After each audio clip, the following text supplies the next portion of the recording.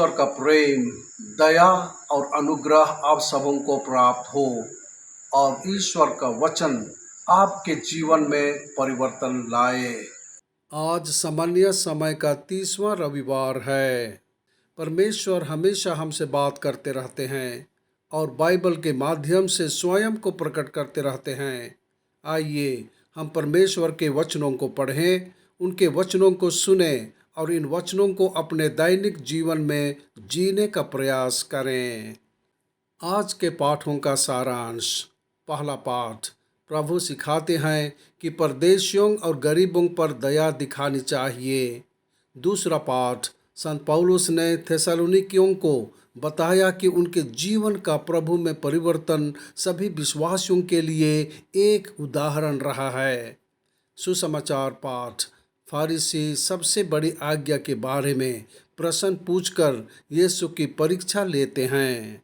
निर्गमन की पुस्तक से लिया गया पहला पाठ हमें ईश्वर की सच्ची पूजा की याद दिलाता है, ना कि झूठे देवताओं की।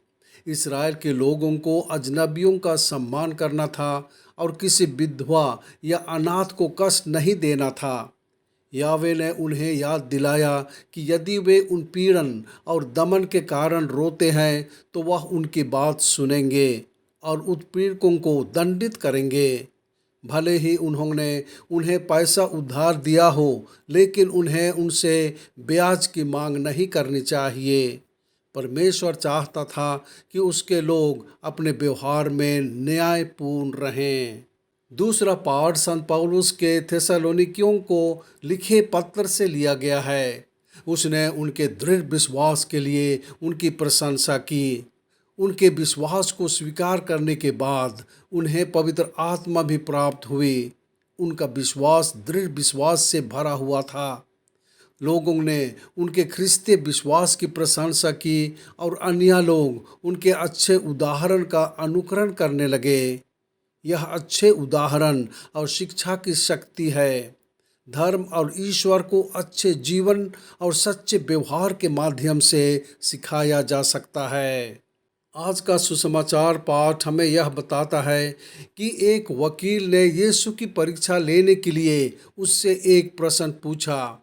उसने उससे कहा, व्यवस्था में कौन सी बड़ी आज्ञा है? यीशु ने उससे कहा, तू अपने परमेश्वर यहोवा से अपने सारे मन और अपने सारे प्राण और अपनी सारी बुद्धि के साथ प्रेम रखना। यह महान और पहला धर्मादेश है और दूसरा इसके समान है, जो अपने पड़ोसी से अपने समान प्रेम रखना। इन दो आज्ञाओं पर सभी कानून और भविष्यवक्ता निर्भर हैं।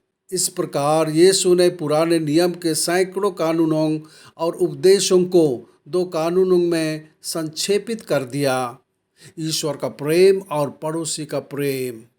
वास्तव में यीशु ने इसे एक आज्ञा बना दिया। उन्होंने कहा, ईश्वर को हर चीज से अधिक प्यार करो और अपने पड़ोसी को अपने जैसा प्यार करो। प्रार्थना।